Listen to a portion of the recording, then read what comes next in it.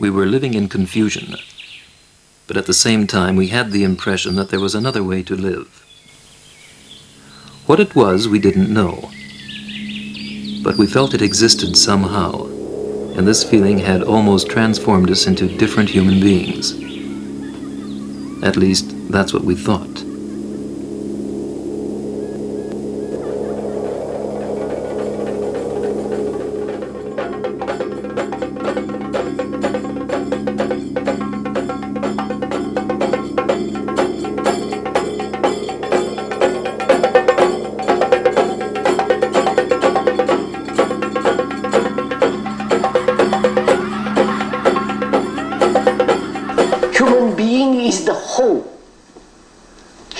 Society, he is the separate human individual, he is the factor which brings about this chaos.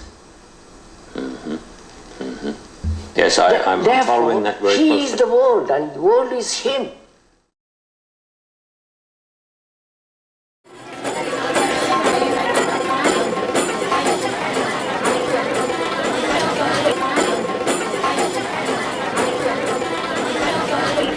We are all in an illusion.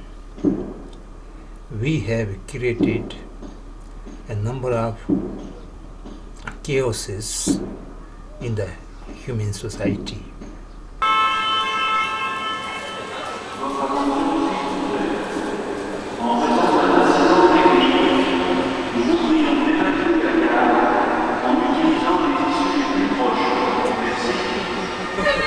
All these are due to conditioning of our mind and our thought process.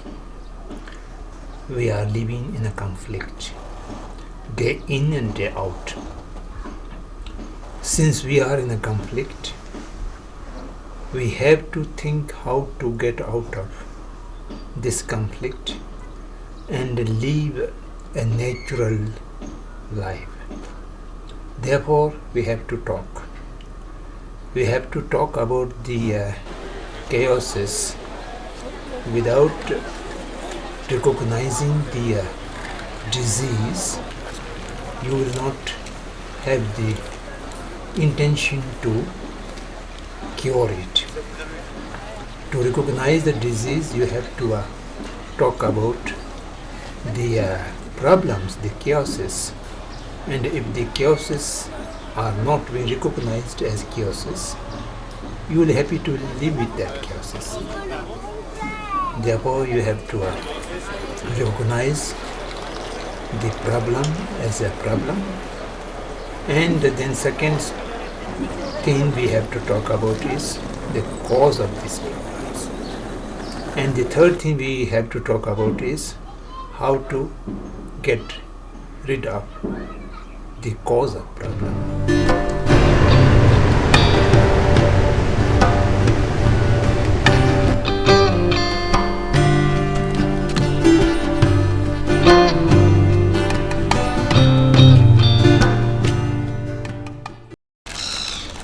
Consciousness is the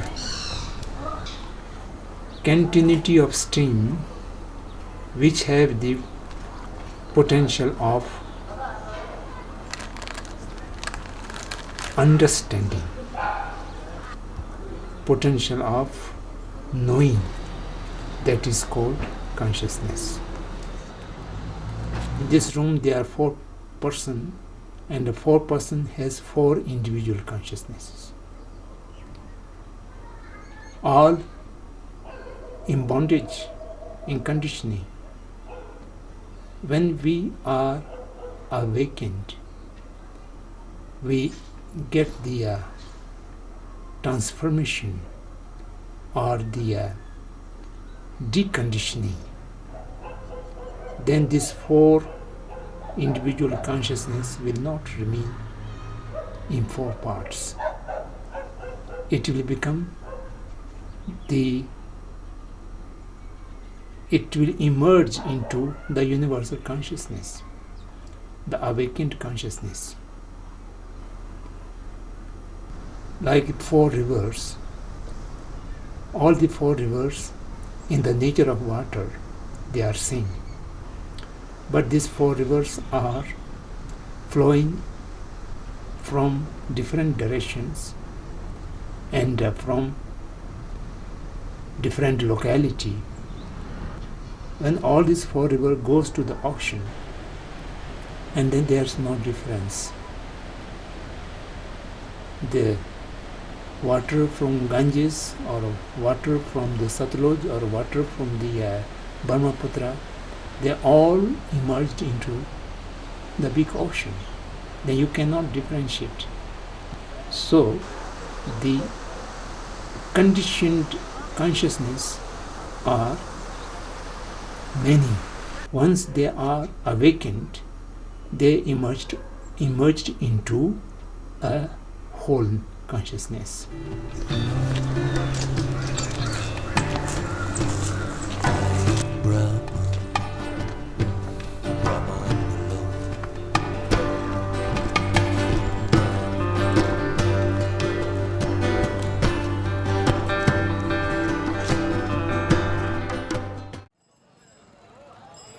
The 19th century and the 20th century,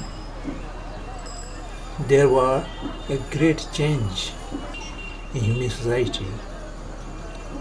The changes were largely due to the new arising of modern scientific knowledge, and that scientific knowledge gives the humanity the technology, and through that technology the so-called industrialization of society had happened. When you are producing much more than the necessity of the humanity, you have to think about how to market them, how to sell for the purpose of profit. At that point of time, the producers has found a very handy instrument, that is one of the human negative emotion, that is called the greed. The seed of greed is everywhere, and the greed always command you, you need more, you need more, you need more. And for the purpose of exploitation of the greed, the modern civilization has taught you to compare and compete. So by this way, the humanity have lost the habit of cooperation, because you have to compete. Competition can never allow cooperation.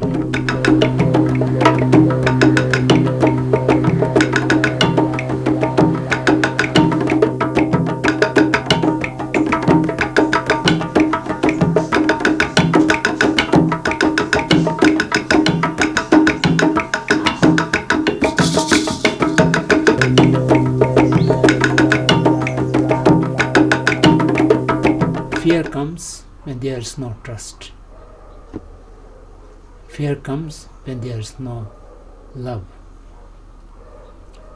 And fear comes where there is a ego, selfish motive.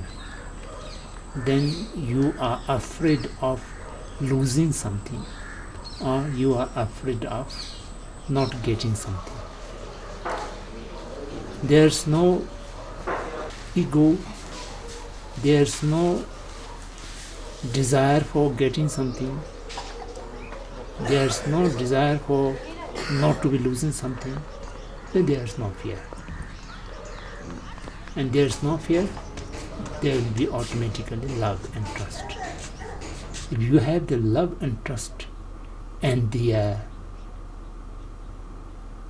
direct relationship between the heart and heart, then the communication can be established.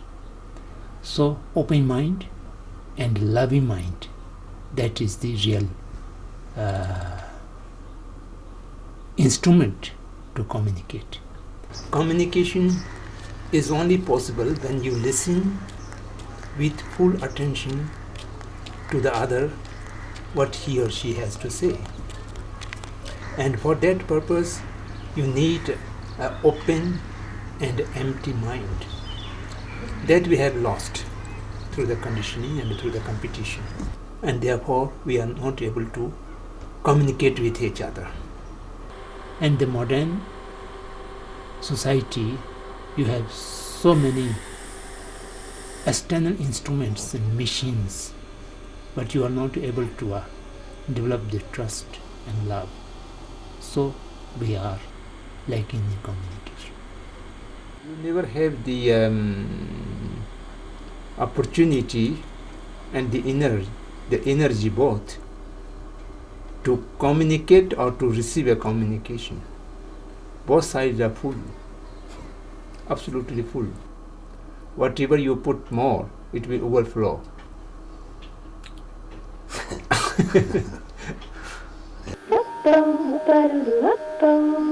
Nous vous remercions de patienter quelques instants. Un conseiller va vous répondre.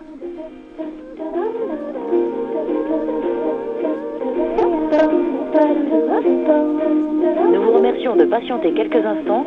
Un conseiller va vous répondre.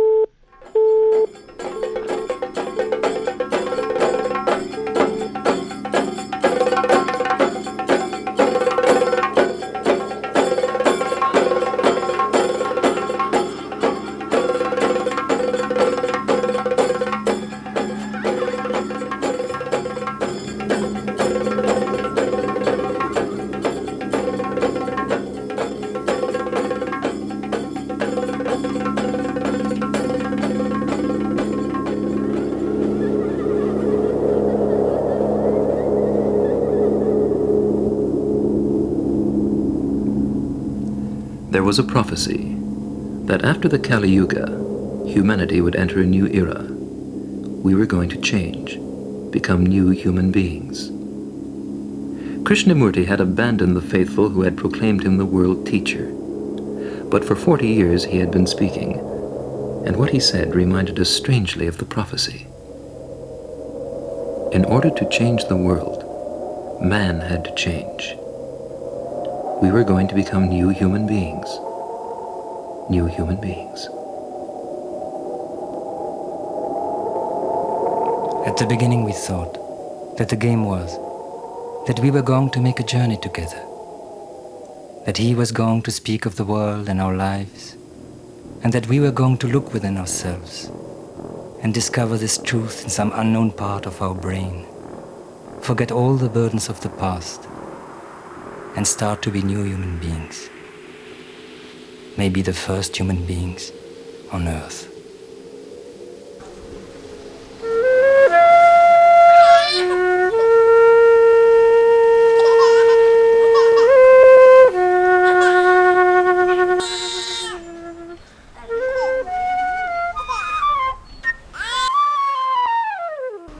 The humanity, the population is increasing day by day, but people become more and more lonely. They have lost a sense of relationship, sense of a community, and have become more and more selfish and more lonely. And this process has resulted 4 great challenges in the world. The first challenge is inequality among the people due to economic conditions. The rich people are become richer and richer, then poor people are become poor and poorer. This statement is a true statement. So by this way, there is no way to remove the imbalance, the gap between the haves and have-nots. This is ever increasing. That is a big challenge, and that causes the discontentment in the mind of the have-nots. The rich people are ignoring the poor people, and the poor people are getting much in way and anger to the richer people.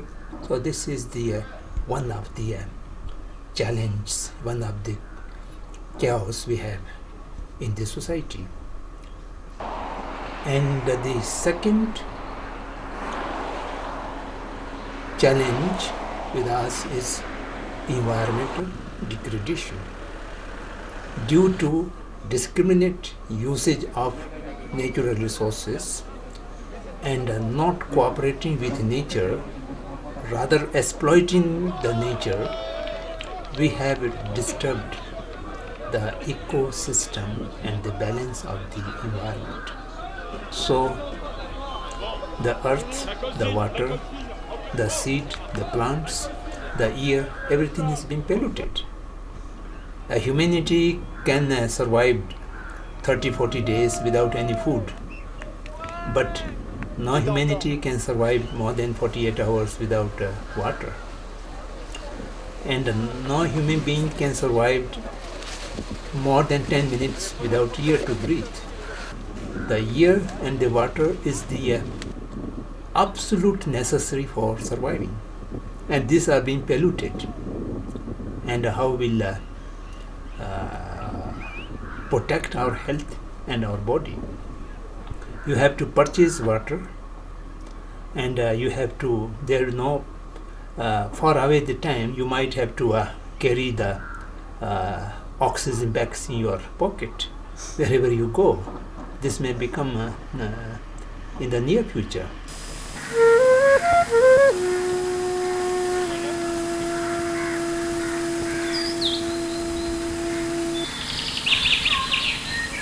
So this is a big challenge for the survival of humanity, the environmental degradation.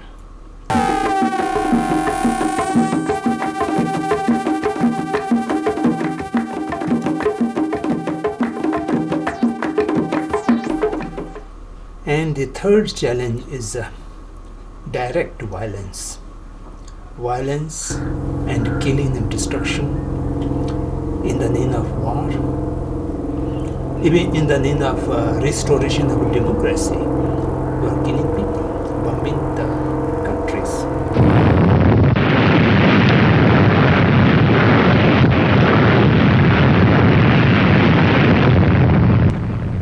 And for the territory, for the supremacy, there are so many wars in this world.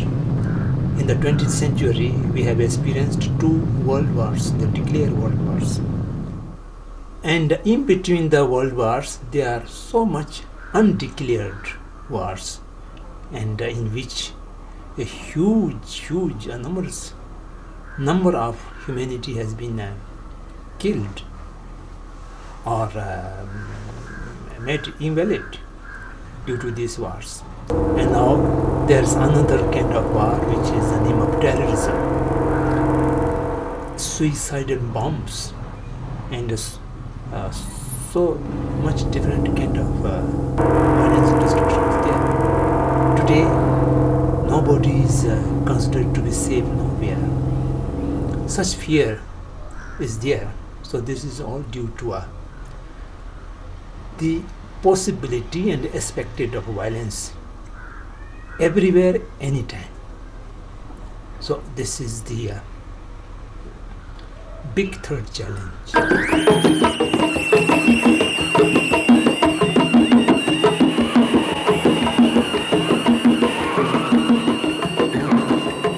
And the fourth challenge is rather very shameful. That is so-called religious intolerance. The world is very funny. If anyone is religious minded, he or she can never be intolerant. If there is intolerance, the person is no more religious person. Unfortunately, the essence of religions are being disappeared, and we have only the name and the institutions. And the name of religion and the institutions of religion are now being completely misused for division and violence of the people. Now, the new phrase, the civilizational conflict is nothing else. People are fighting in the name of religion, in the name of spirituality. That is most unfortunate part of the humanity. This is the entire the modern civilization what we have today.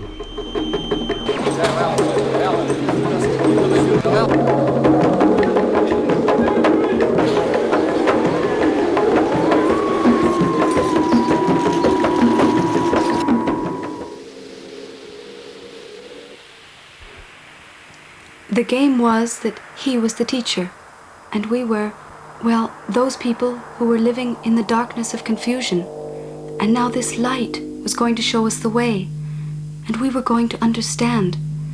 And with his help, we were going to have a really fresh look at our lives for the first time. For the first time.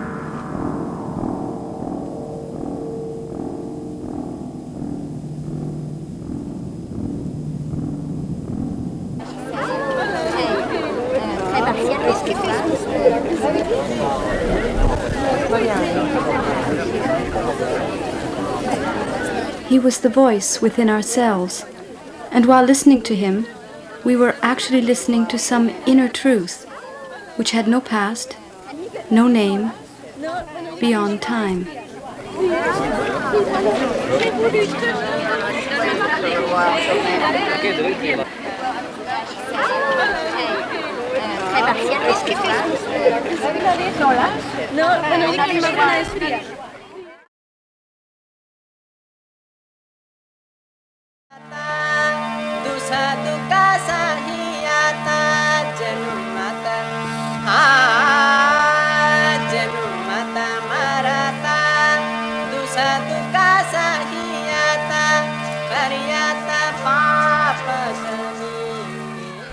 So all these challenges are just only due to the ignorance and the conditioning of mind and the exploitation of human greed and human hatredness, and the whole is based on the self-centered way of thinking, the ego.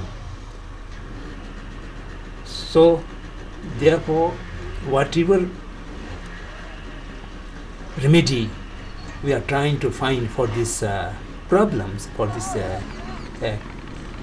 chaos, we are not able to find the remedy, because our mind, the searching remedy, is also conditioned and which also self-centered and which is also ignorant. All this chaotic society is your own creation. You are part to that. And your relationship with others, the others' relationship with you, or the others' relationship with others, all these relationships are being based on the ignorance, based on the egoistic thought. And therefore the chaotic society is there. If you realize yourself and negate the ego, the chaotic will not affect you. You may not be able to put an end to the chaotic, but you will not remain a part of that chaotic society. You already stepping out. What the key is talking about, stepping out. So you are no more part of that. At this moment, we are inseparate part of that chaotic.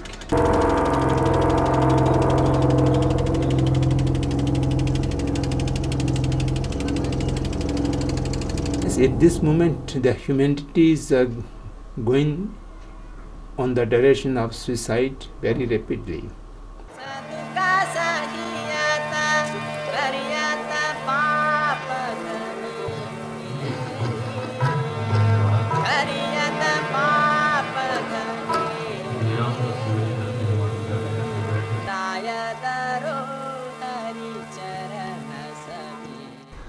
people are staying together in one boat, and both sides they are trying to make holes in the boat and then pointing each other, you don't do it, you don't do it. So this is our situation. So therefore, at this moment, such a message of K is absolutely necessary for entire humanity.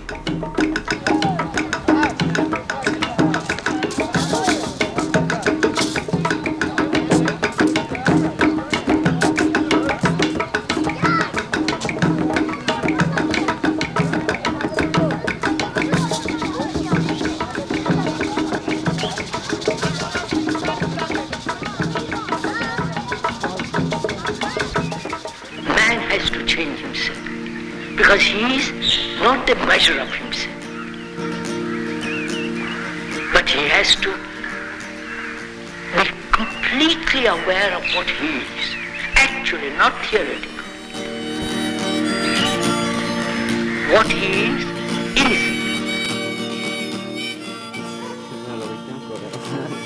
Good?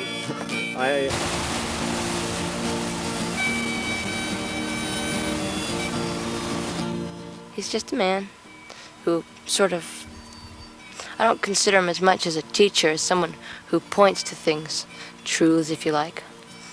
He's not like Christ or Buddha. He's well, Buddha and Christ and people like that, they want followers so that they can teach their followers the right way of life and everything. Krishnamurti doesn't want any followers. He wouldn't like people to do anything. He's just asking them to be aware of or to look at the things that they do in their daily life that are inconsiderate. Everyone can't just all of a sudden become enlightened or whatever you want to call it. Can't become aware. He never says don't do this, don't do that. He never teaches you anything like that. Well, sometimes he says things like that, but he means in a joking way. Like all these people who come to the tent, they think, to the Krishnamurti tent, they think, oh, I've heard him say that thought does that and thought does that. I mustn't have thought anymore. I really mustn't have thought. But he has never said, or it isn't a fact, that thought is a bad thing and you shouldn't have thought. He said that when thought conditions the facts, in such as, I see the fact of that there, and then my thought comes in and says, oh, it's a tree. Then I haven't seen the tree, or what I call the tree. I've just seen my thought from yesterday when I saw a tree. I see a tree again and I say, oh, that's a tree.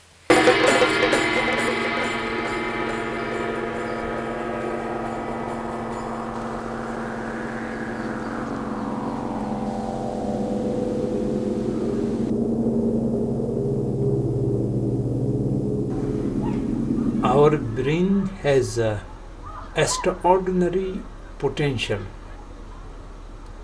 and this extraordinary potential have not been used by humanity until now, and perhaps the humanity does not have the power to use this potential in totality. Very small part of brain is in function, and that is completely modeled or programmed by the external factors which are entirely conditioned. So we need to decondition this brain or this mind.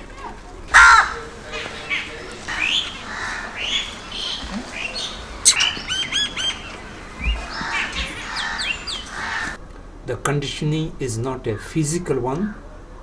The brain is a physical organ, but the brain is only the organ on which the mind is operating. And we have to differentiate the mind and the brain. Brain is a physical, mind is a conscious. The mind depends on the organ of brain.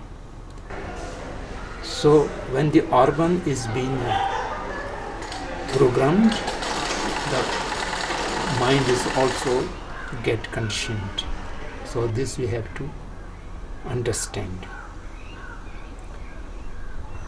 This conditioned mind can be deconditioned if we are able to see the conditioning, the condition itself.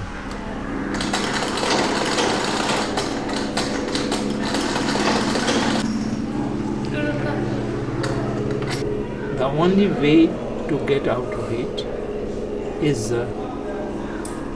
unconditioned observation. Can you observe your mind?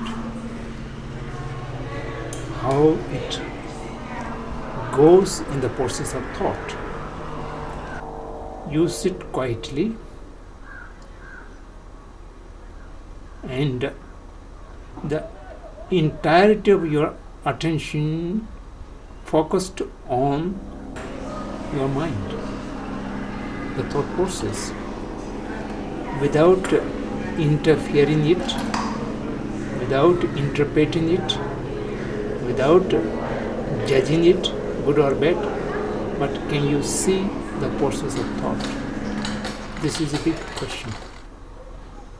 I think this is the core of the entire case teaching. Yes. To focus on the process of thought.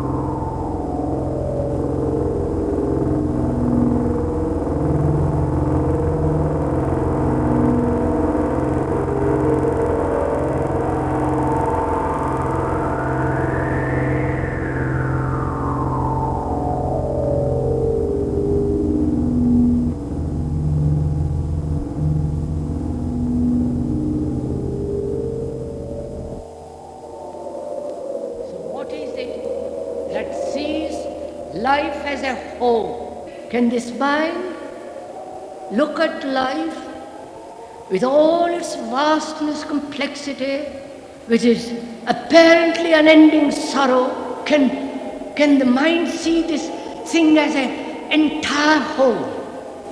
He speaks of awareness. He means the ability to, like I said, see something without an idea about it or anything. Just to be able to see it as a fact. Without naming it, without having ideas about it, opinions about it. Just to see it. And to do that with everything. With what someone says, to be aware. If someone says, oh, you're a fool, to be aware of whether you are a fool.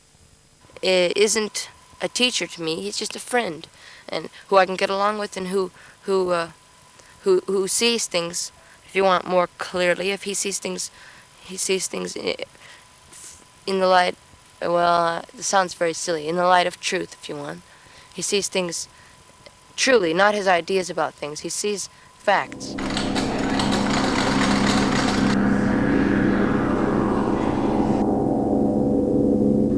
If you are able to see without dividing your mind, without dividing yourself, without dividing means, without duality means the observer and the observed. As long as the observer and the observed divided into two parts, there's no observation. There's no seeing of the thought process. Because you have only one instrument, that is your thought process. Your thought process has to watch your thought process.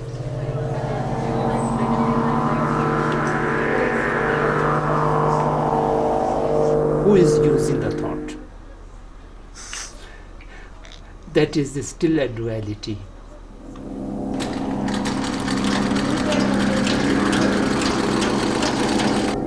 At this moment, the entire inner mind is only thought. We have no any other. So that thought should be trained in a way or channelized in a way to observe itself. And when it is observe itself, there will be the clarity, and that can be perhaps experienced.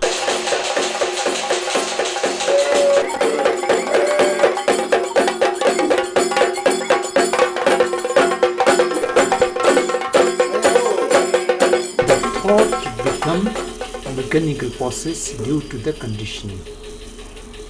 When the thought is deconditioned, then it will no more a mechanical process. It will be a flowering, awakening, and that awakening will end the thought, and only perception will remain.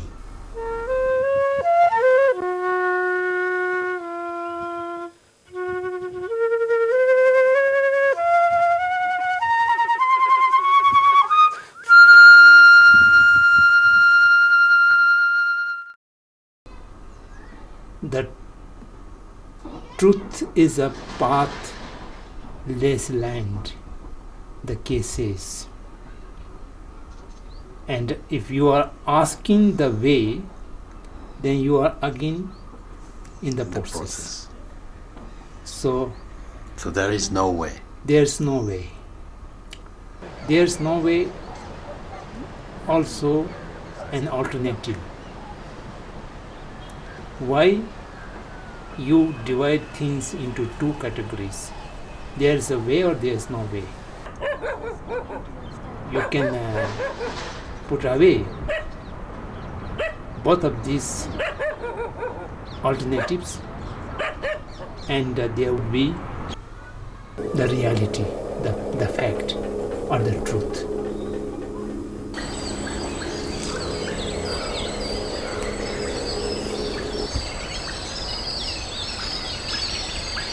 You observe with the thought, let the thought go wherever it goes, but the observer need not identify itself or need not separate itself from the thought, yet the act of observing can remain there.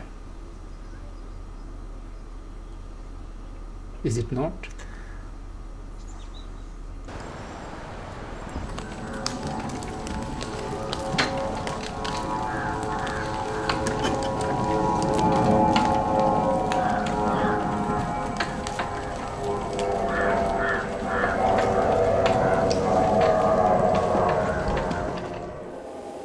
That's the only question.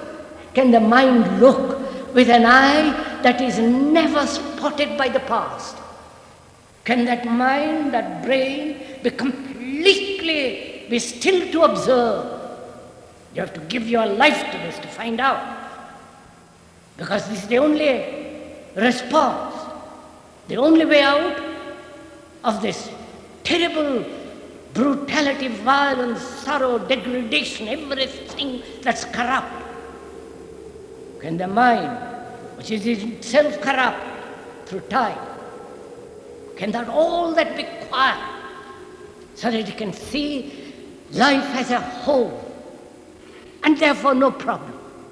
When you see something as a whole, how can there be a problem? Problem only arises when you see life fragmentarily. Can the mind be free of the me to look at the whole vastness of life? It can. Completely, utterly.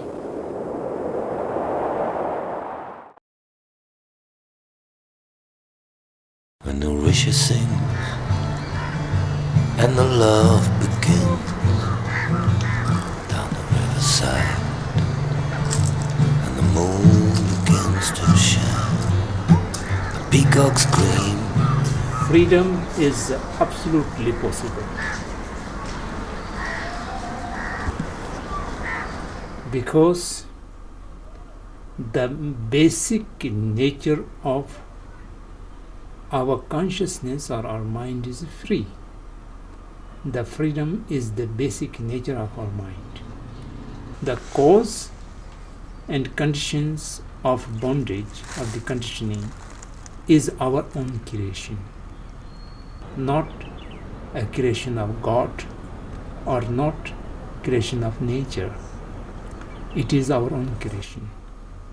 We have the power to eliminate the causes and conditions. Then you are free. The conditioning of mind or the bondage of mind is not come from the nature or from any outside force. That is only creation of your thought process. And you have to stop that process, and you are free.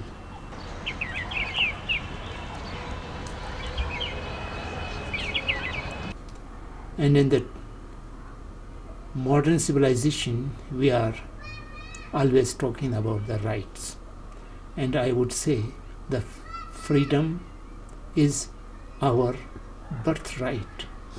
And it is absolutely possible and in our own hands.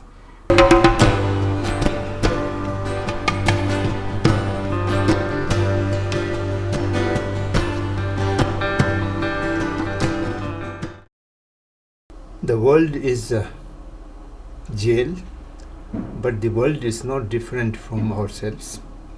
We have created the world, and we created it a bondage, a jail, a prison, and we ourselves are the prisoner, and we are unable to unlock the prison because our thought process could not see its limitations, could not see its conditioning. The process of thinking is a product of the memories, experiences, and the past, which are no more there in reality. And we always cling upon the past, and therefore the present, the now, the what is no more there. What is unable to see. Whatever is gone by, which is no more there, is being considered as the present. We are always not satisfied with what we are, and we are looking for something else, and that never achieves. We don't know the present, and we don't want in the present, both, because what is not enough for anybody, and what should be is in the thought process. That's right. What should be is an imagination. What is the reality, and you are not happy with the reality. That's completely true. So we escape. Yes, we escape. We want to escape. Yes, I agree. Bam bam.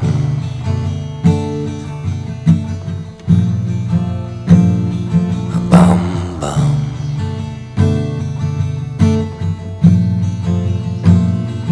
Bam bam.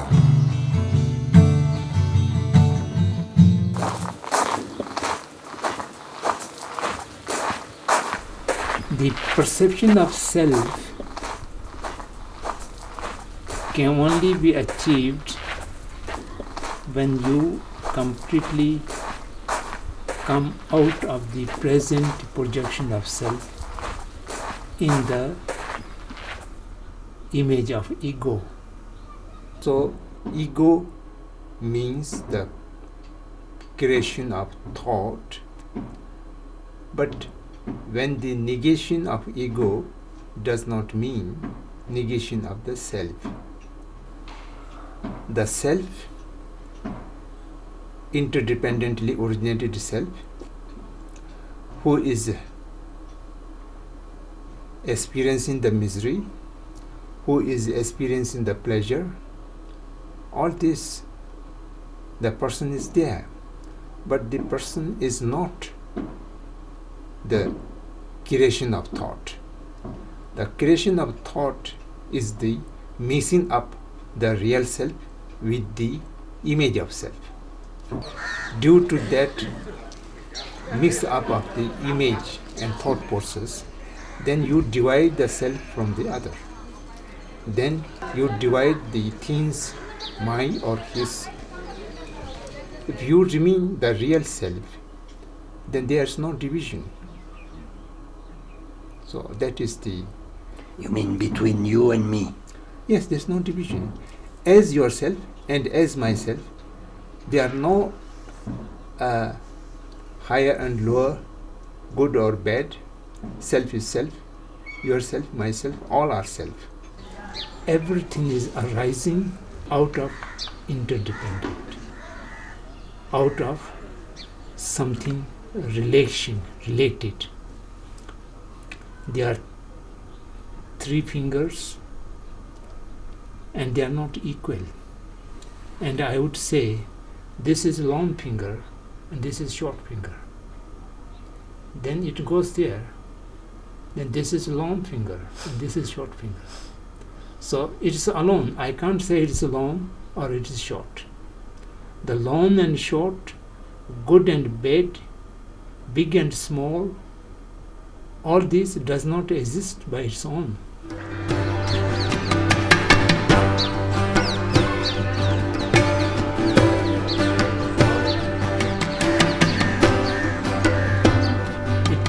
It just exists in a relationship. In relationship, it just exists in relationship. So once there's a way to know ourselves. There's a way to know ourselves. In the mirror of the other. In the mirror of the other. Yes, I do.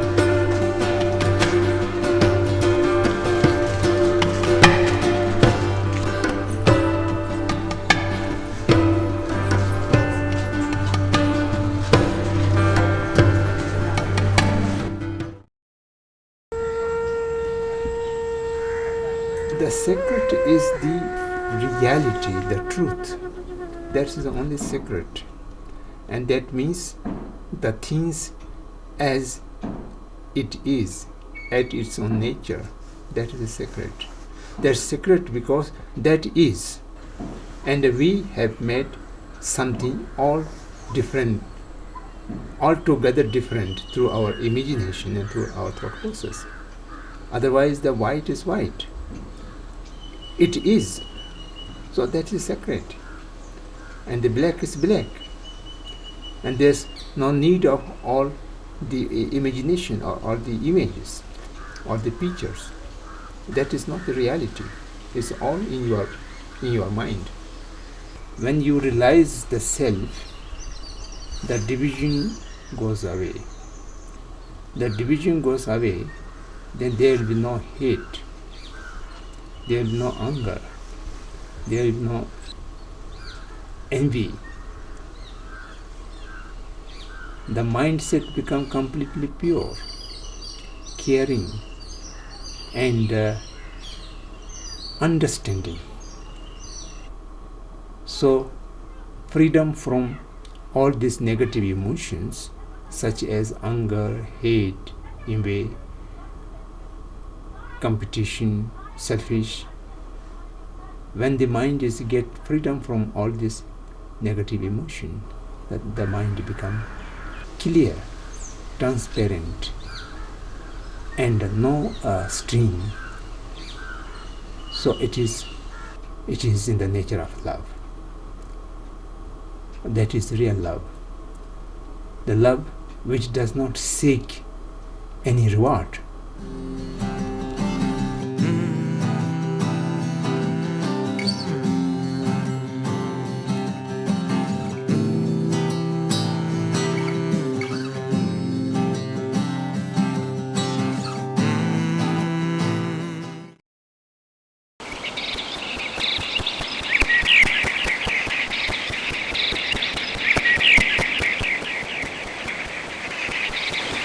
What is death? Nobody knows. Because no one has the experience. I don't have experience of death. So I can't tell you what is death. Shall see when we meet the death, but we will not be there to tell what is death again. So that is the problem. It will always remain a mystery, a secret. Yes. Death is unknown. What it means in life, our daily life from death. One thing is absolutely certain, which is that we're all going to die.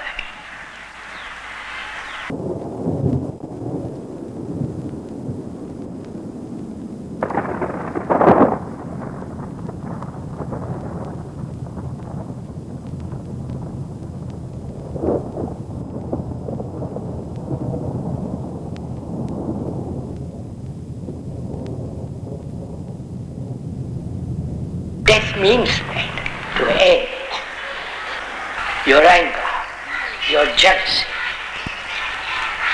your aggression. Have you ever said, I'll end it? Not tomorrow, but now, completely end it.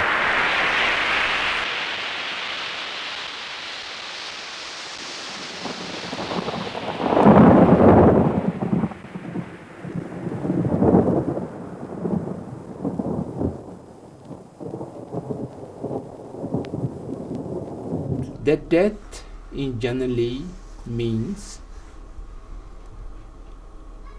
coming to a complete end. Coming to complete end is considered to be death. And that is a complete end of the association of the body and consciousness. Come into complete end means the present process should come to a stop, and you need to be just afresh, no past attached to you. So if this is possible at this moment, then you can die each day, each moment, and you can reborn afresh each moment. If you see the conditioning and you become the deconditioned, you become unconditioned, then you are free. As long as we are in conditioning, in bondage,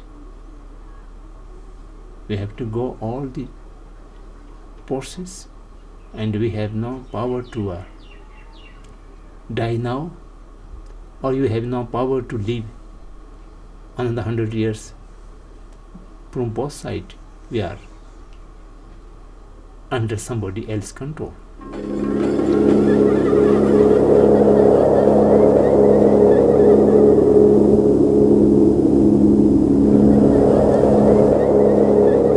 Others doubted whether any change was really possible. Maybe we were monsters, and only monsters. Maybe our very nature was violence, and we were bound to destroy ourselves more and more. Maybe the Master was a monster too, from a prehistoric age. But those who had these doubts never asked the question. Who could have answered them?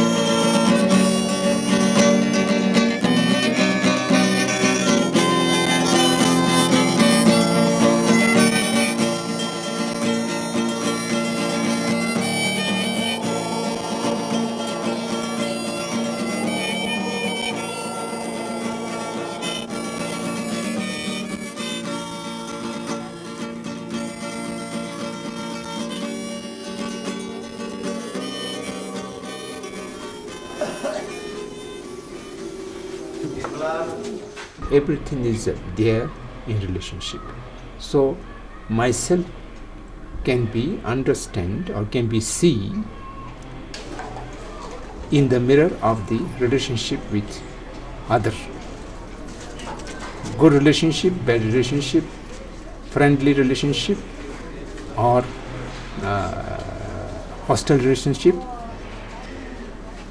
Whatever relationship may be there, that relationship identifies you, and not only identifies you, it makes you good, bad, worse, better, whatever it may be, that all can be defined in relation. So the relationship is the relativeness is the only way to make things to exist. We are the world and the world is we. Somebody abuse you, you just react angrily. He has abused me. The me is somewhere very independent and very solid. So that kind of illusion, that is the root cause of all the misery.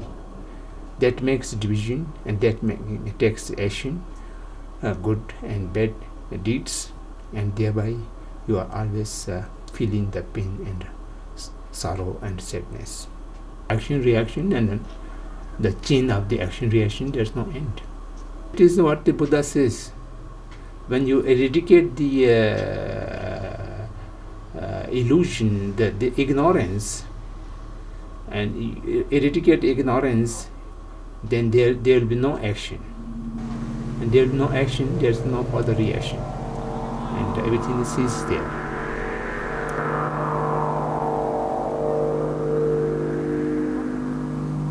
Then you will find very naturally and very easily there is a quality of stillness in the mind. It is only that enormous sense of stillness and silence. And the brain then is in a vast space. Then only truth can come into being. And that's real meditation.